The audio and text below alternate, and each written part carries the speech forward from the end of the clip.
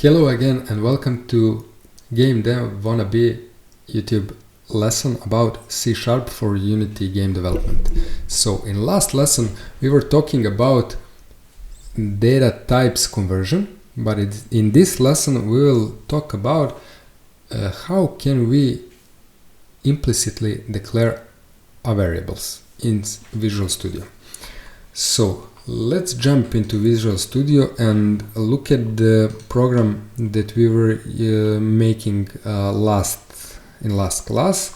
It was a program that had the input from the keyboard and it calculated the area of the circle. Before the implicitly declaring of the variables, let's just speak about one thing where you can make this code better and to use less lines in the code to do the same thing. So we had string radius equals to console.readLine. This was used for keyboard input, and then we declared a float radius number equals to float.parseRadius. So we can do this all in one line, and instead of using this line, you just in this brackets write console.readLine, open and close bracket, and that will do the same thing in one line less than before.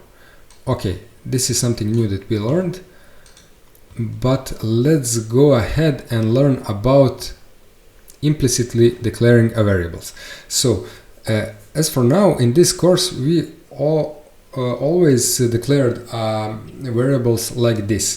So the type of variable, for example integer, its name, for example number, equals to 100, and that is totally okay. We also did that for float, for example number float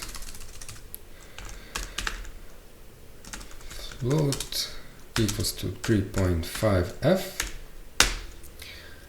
But now we will learn that we can use the keyword var, which is short from variable, equals to, for example 200. Var, and let's give it a name number a, for example, equals to 200. Visual Studio knows that we declared an integer type of variable because of the right part of the syntax.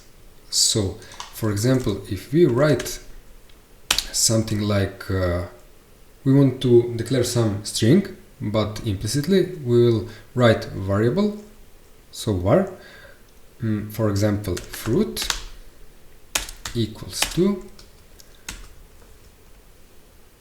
quotations bananas, for example. And the Visual Studio already know that it is a string type of data because of the right side of the equation.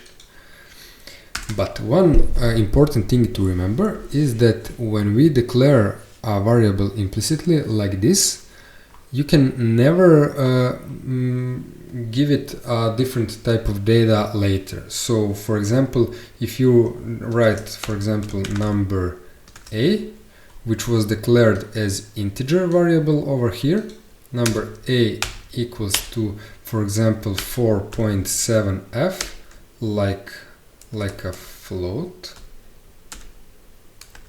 7f, like a float, the Visual Studio will say that there is some error. So what does it say is cannot implicitly convert type float to integer. So it cannot do it implicitly. So this was a short lesson but important one, and I hope that you find my lessons useful. If that is the case, please like and hit the subscribe button. It will mean the world to me. Thank you and see you in another lesson. Bye.